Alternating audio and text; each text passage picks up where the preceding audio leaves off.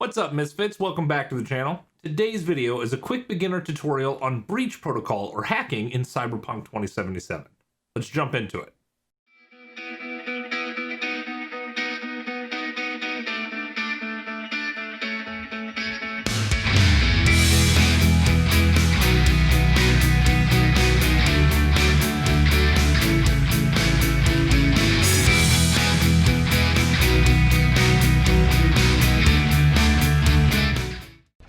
The breach protocol process in Cyberpunk 2077 can be used in two different ways.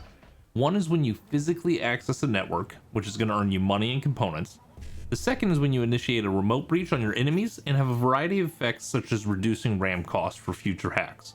The breach protocol process has three main elements that you need to be aware of. There's the buffer, located here, the code matrix, and then the required sequence.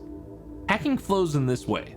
The sequence tells you what you need to grab from the code matrix, which goes into the buffer. I found that the hacking made the most sense when I looked at it in a slightly alternative manner. Here's how I think about it. Imagine the buffer as blank spots for letters in a word, like playing Hangman. I'll fill it in now with the word phone. The word phone is actually composed of smaller words. For example, you've got one, phone, foe, on, to name a few. Let's move these composition words over into the sequencing section for the breach protocol. Perfect. Now I'll just add the letters that compose the word over here into the code matrix. So now my job is to select from the code matrix these letters to make the largest string of letters that allows for the words located in the sequencing. You'll notice that if you try to spell each word separately, you'll not be able to activate each sequence in the buffer. It wouldn't make sense for me to type in O-N and then to type in O-N-E afterwards so that I have the words on and one. One already encompasses the word on in the exact same way that hone already encompasses the word one. Now, if my goal is to unlock all three data mines, which isn't always possible by the way, it wouldn't work for me to approach this by spelling the word hone and then selecting the letters P, H, and O for foe. I don't have the space in the buffer. So the only way this works is by spelling out the entire word phone. And that way it encompasses all of the smaller words. Now this is easier when you have the end word in the buffer and you're just deriving smaller words from it. In Cyberpunk, they want you to approach it from the other angle by giving you the smaller sequences and then asking you to figure out the larger sequence. The bad news is, that's the hard part. The good news is that you have a number of perks that can make things easier when it comes to hacking. But we'll get to that in a second. Let's talk through how you choose the quote-unquote letters of the word in the code matrix. The matrix will force you to alternate between a column and a row to choose your inputs.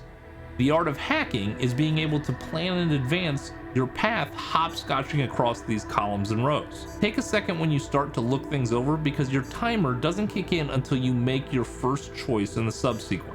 When making your selections, you want to be looking to combine small sequences into larger ones. It doesn't matter which sequence you start with or end with, as long as you pack as many sequences into the buffer as you can. So if the version 3 data mine sequence fits best as the initial input, it goes first. Don't approach this in a linear fashion.